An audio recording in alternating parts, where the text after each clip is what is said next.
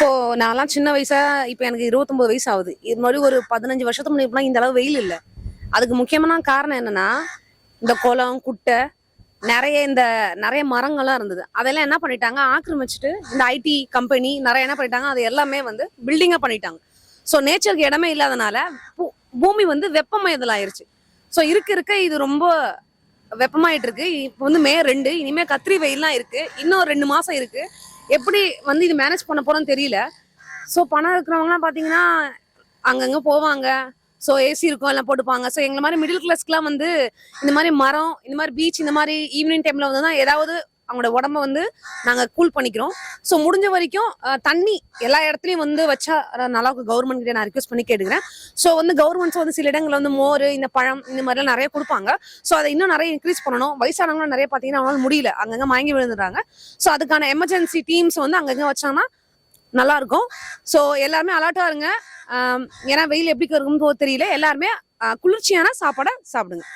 அதுதான் புவி வெப்பமயதல் சார். நம்ம சரியா ப்ராப்பரா வந்து மழை நீர் வடிகால் சேகரிப்பு இல்லாததுனால, சரியான தண்ணியை வந்து நம்ம பாதுகாத்து வைக்காதனாலதான் இந்த மாதிரி ஆயிருக்கு. ஸோ பூமிக்கு வந்து கரெக்டான தண்ணி இதுவா இருந்தா இந்த அளவு ட்ரைனஸ் இருக்காது. ஸோ அந்த ஒரு இது காரணம் தான் நிறைய பெட்ரோல் வந்து நம்ம யூஸ் பண்றதுனால அந்த வந்து ஓசோன் மண்டலத்தை போய் நிறைய அஃபெக்ட் ஆகுறதுனால நம்மளுக்கு அந்த வெயிலோட தாக்கத்தை வந்து நிறையத்தை ஏற்படுது. ஸோ இதெல்லாம் வந்து கண்ட்ரோல் கொண்டு வந்தா கண்டிப்பா இந்த வெயிலையும் கண்ட்ரோல் கொண்டு வரலாம். எல்லாரும் வந்து முடிஞ்ச வரைக்கும் காலையில எல்லா வேலையும் முடிச்சுட்டு அவங்கவுங்க வீட்டுல இருங்க. சின்ன பசங்க வந்தாலும் அவங்களோட தண்ணி ஹைட்ரேட் பண்ணுங்க. மோர், கூழ், இந்த பாதாம் பிசிறு, ரொம்ப குளிர்ச்சியான பொருளா குடிங்க. வீட்டுல ஒரு பானை இருந்துச்சுன்னா தண்ணி ஊத்தி வச்சு குடிங்க. முடிஞ்ச வரைக்கும் ஈவினிங் மேல எங்க போனாலும் பார்க்க வெளியே போய், ஏன்னா இப்போ எல்லாமே ஹாலிடேஸ் தான். ஸோ ஒர்க் பண்றவங்க கண்டிப்பா போய் தான் ஆகணும். ஸோ அவங்க போகும்போது வெயிலுக்கு முன்னாடியே வேலைக்கு போயிட்டு ஈவினிங் வந்து வீட்டுக்கு வரணும். ஸோ ஹைட்ரேட்டா வச்சுக்கோங்க, வேற ஒன்றும் இல்லை சார். அதான் சொல்றேன்னா, அரசு சரியில்லை, அவ்வளவுதான். ஸோ மழை பெஞ்சாலும் ஓவர்ஃப்ளோட் ஆகி கடல் மாதிரி குமிஞ்சிருது. லாஸ்ட் டிசம்பர் மந்த் பார்த்தீங்கன்னா ரொம்ப எஃபெக்ட். 2015 வந்த அந்த தானா இது மாதிரி இப்பயும் அதே மாதிரி வந்துருச்சு.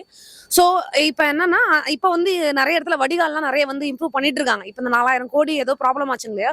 ஸோ அதுக்கப்புறம் கவர்மெண்ட் வந்து கண்டிப்பாக பண்ணணும். இப்போ வந்து எம்பி எலெக்ஷன் வர போயிருக்கு. ஸோ எப்படி நம்மளுக்கு வரப்போகுதுன்னு எனக்கு தெரியல.